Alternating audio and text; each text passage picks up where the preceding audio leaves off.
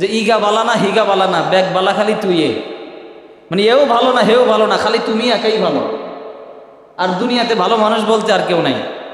দেখেন আমাদের অবস্থার দিকে তাকিয়ে দেখেন, আমরা সব সময় নিজের কাজটাকে ভালো মনে করি, আর অপরজনে আমাদেরকে যে বুদ্ধি দেয়, যে পরামর্শ দেয়, আরেকজন যে কাজ করে ওই ব্যক্তির কাজকে আমাদের খারাপ মনে হয়। প্রত্যেকটা মানুষ দেখবেন তার প্রতিবেশীর বদনাম করবে, যে আমার প্রতিবেশী ভালো না, অমুক ভালো না, তমুক ভালো না, অমুকে খারাপ তমুকে খারাপ, সব ভালো খালি সে। আল্লামা আহমদ শফি রাহিমাহুল্লাহ, উনি তো ইন্তেকাল করছেন। চট্টগ্রামের ভাষায় কিছু মানুষ থাকে না, এসে খালি সবার বদনামি করে, অমুকেও ভালো না, তমুকেও ভালো না, এও ভালো না, সেও ভালো না। তো আল্লামা আহমদ শফি রাহিমাহুল্লাহ তিনি বলছিলেন যে ইগা বালা না হিগা বালা না, ব্যাগ বালা খালি তুইয়ে, মানে এও ভালো না হেও ভালো না, খালি তুমি একাই ভালো, আর দুনিয়াতে ভালো মানুষ বলতে আর কেউ নাই। এই যে একটা বড় বিষয়, যখন আল্লাহ রাব্বুল আলামিন কারো খারাপ চান, আল্লাহর আযাব যখন কারো উপর পড়ে যায়, আল্লাহ তো কারো খারাপ চাইতেই পারেন না, আল্লাহর আযাব যখন, আল্লাহর নারাজিগি যখন কারো উপর পড়ে যায়, তখন ওই ব্যক্তি নিজের কাছে নিজেকে বড় মনে করতে থাকে, নিজের কাছে নিজের কাজগুলোকে ভালো লাগতে থাকে। দেখেন শয়তান এক একজনের কাছে এক এক শুরুতে আসবে। যারা ইবাদত বন্দিগি করে তাদের কাছে শয়তান এসে এই কথা বলবে না তুই নামাজ পড়িস না। যারা সবসময় দ্বীনের কাজ করে, শয়তান এই কথা বলবে না তুই সিনেমা হলে গিয়ে সিনেমা দেখ, এই কথা বলবে না।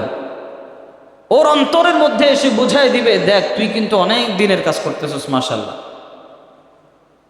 তুমি তো অমুকের চাইতে ভালো, তুমি তো অমুকের চাইতে ভালো, তোমার আশপাশে যত মানুষ আছে এদের সবার চাইতে ভালো, তুমি অনেক বেশি দিনের কাজ করো।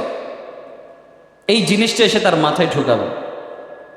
আর যখন ওই ব্যক্তি দেখবে যে আসলেই তো আমি তো এতগুলো মানুষের চাইতে অনেক ভালো, এইটা চিন্তা করতে দেরি, সে শয়তানের ফান্দে পড়তে দেরি নাই, আল্লাহর রহমতের নজর থেকে পড়ে যেতেও দেরি নাই। কারণ আল্লাহ তাআলা কখনো এমন বান্দাকে পছন্দ করেন না যে খালি আমি আমি করতে থাকে। আমি সে হলো কাট্টা জাহান্নামী। নিজের কাজ নিজের কাছে ভালো লাগা, নিজের কাজের প্রশংসা নিজে করা, এটা যে কত বড় রকমের একটা আযাব, এটা কল্পনাও করা যায় না। এই জন্য আল্লাহ রাব্বুল আলামিনের নারাজিগির একটা বহিঃপ্রকাশ এটা হলো, অন্যের দোষগুলো ঠিকই চোখের সামনে পড়বে, কিন্তু নিজের কোনো দোষ চোখের সামনে পড়বে না। নিজেকে মনে হবে পাক্কা ফেরেশতা, নিজেকে মনে হবে অনেক ভালো মাপের বুজুর্গ, বড় আলেম, বড় জান্নেওয়ালা। এজন্য ভাই, নিজেকে আরেকজনের চাইতে ভালো মনে না করা। বুজুর্গানে দ্বীন যারা আছেন, যারা উম্মতের যেই সমস্ত রোগী গুনাহগার, এদের দিলে যারা কাজ করেন, সুফি যারা আছেন, তাদের কাছে চমৎকার একটা থিওরি আছে। তাদের সেই থিওরি হলো, কোনো ব্যক্তি যদি এই কথা মনে করে আমি ওর চাইতে ভালো, কিংবা এই সামনে যে মানুষগুলো আছে তাদের চাইতে আমি ভালো, তাদের মতে এই লোকটা সবচাইতে বড় রোগী এবং সবচাইতে বড় খারাপ। সে যত ইবাদত করুক, যত বন্দেগী করুক না কেন। আর কোনো ব্যক্তি যদি এই কথা চিন্তা করে যে না, আমি যাই ইবাদত করি না কেন, আল্লাহ যদি কবুল না করেন আমি তো ধরে খেয়ে যাব, বিপদে পড়ে যাব, এই মানুষগুলো আল্লাহর কাছেও অনেক ভালো, দুনিয়ার মানুষের কাছেও অনেক ভালো।